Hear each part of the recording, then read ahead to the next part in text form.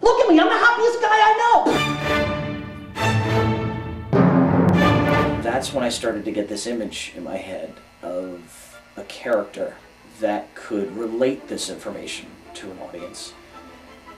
Obviously someone who would be an extension of me, because he was telling stories from my own experience, but somebody a bit more larger than life. You had to make everybody else forget that they had fear by giving them the escape to laugh.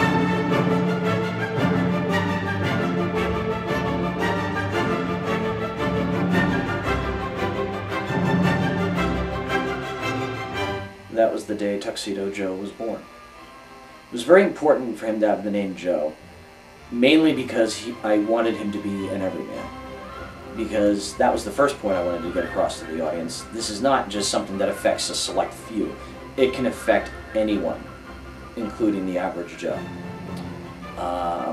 And of course the tuxedo part was perfect for him because I thought a black and white tuxedo, not only does it give off the impression that he is a performer, but the black and white would work well symbolically to represent the two sides of his personality. Doc, I think our work here is done, all right? You may as well probe the mind of a gym sock. I got nothing for you.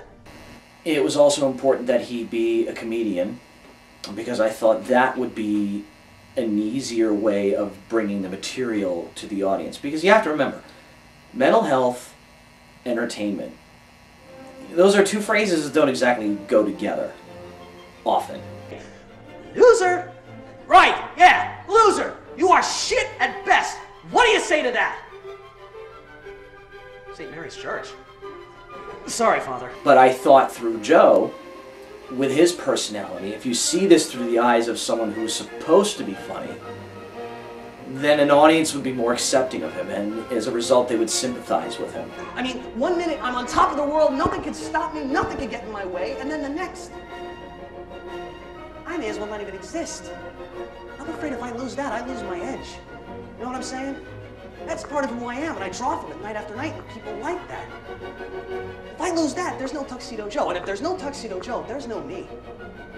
I thought it was fabulous. I thought it truly depicted the way that illnesses such as bipolar and depression, how they really play out. I mean, it's really true how your life spirals out of control like that, and you can't control your emotions, you can't control your feelings.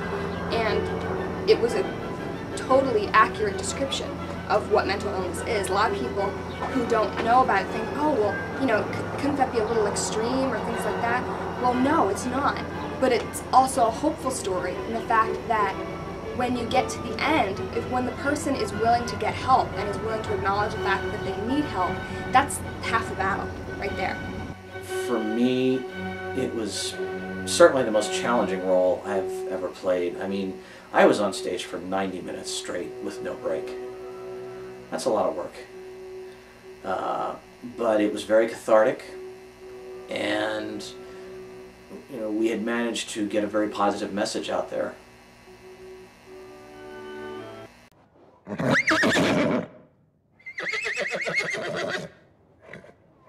You can't say that he's the most stable person either. I mean, jumping on people's couches.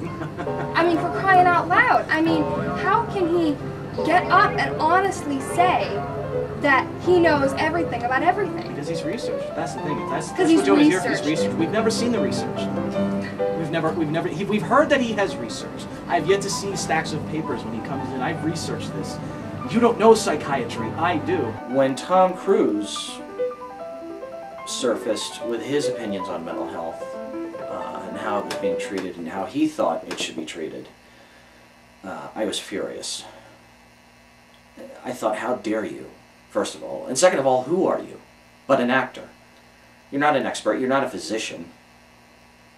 And if there are multiple millions of us who have benefited from the use of medication and psychiatry, if that is what has helped us feel good about who we are, and if it's helped us live productive lives, who are you to tell us we don't know any better? Most people's hardest part is admitting that they have a problem, admitting that there's something that they can't control, no matter how much they want to, no matter how much they try.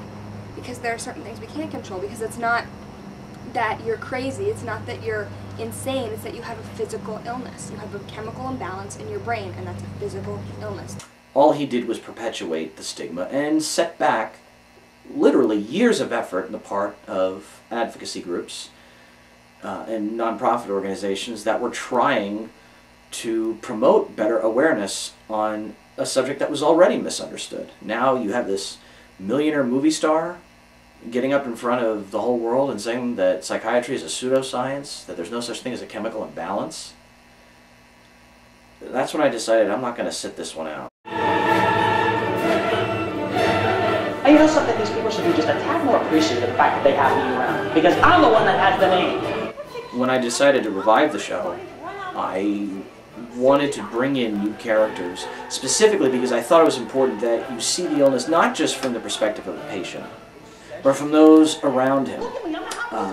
And by doing that, I think I was able to bring even more of the audience into the story, because now you're seeing how it affects someone on a personal level, how it affects someone on a professional level. So I created characters that Joe would interact with.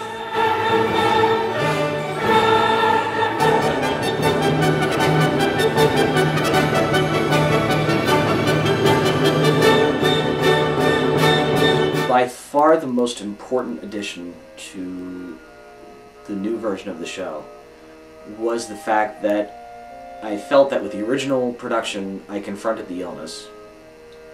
Now it was time to go back and confront something that I had avoided for years. And that was the death of my best friend.